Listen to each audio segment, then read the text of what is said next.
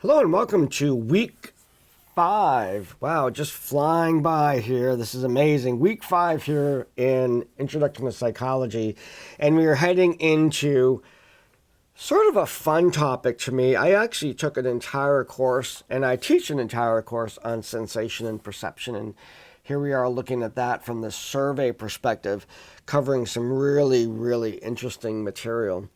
Now, dive right into that. Make sure you get into the textbook as well. There's some really cool information in there.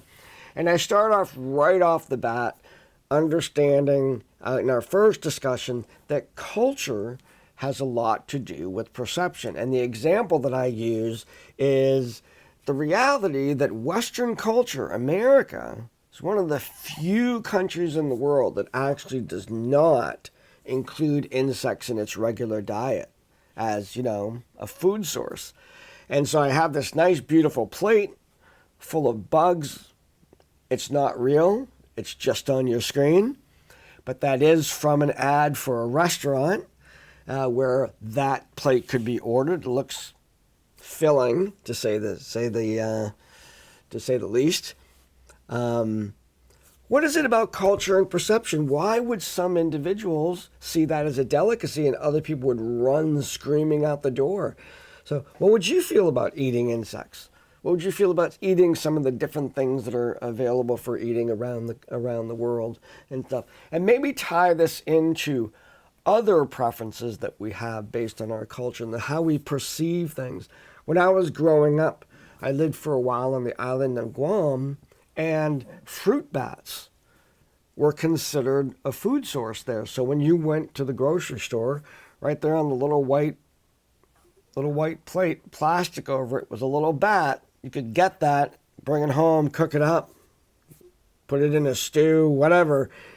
But it was kind of strange for me to actually see bats as a kind of food source, just kind of a different way in which cultures evolved that way. The quiz is really straightforward. It's the anatomy of the eye and the ear, just labeling places there. And the assignment, I really like this assignment. What I want you to be able to do is you read up, watch the video on Gestalt.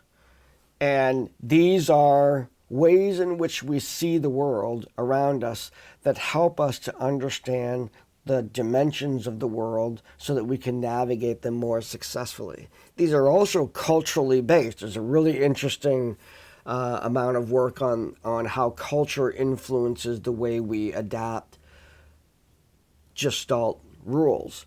What I want you to do is find a place in your home that exemplifies a Gestalt principle. Look at each one of those principles there and then look around your home and take a picture of that.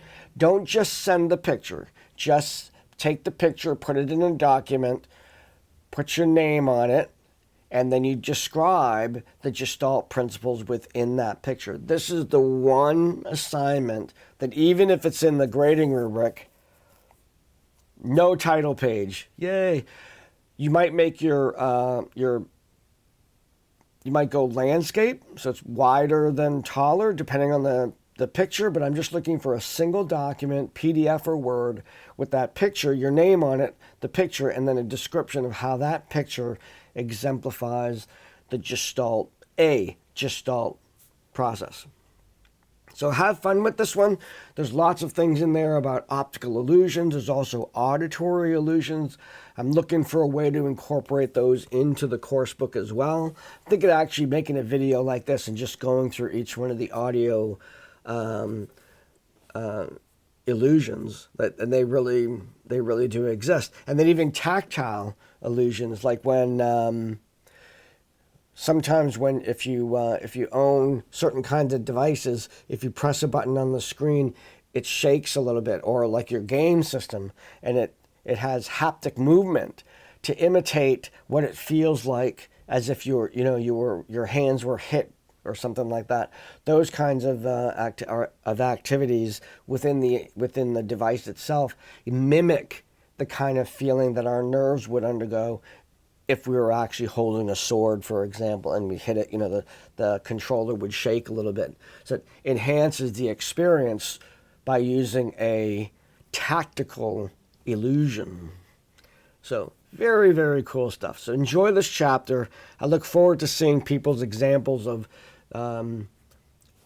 stuff you find gross, if that's where you're going to go. And I will see you in the discussion boards, and have a great week.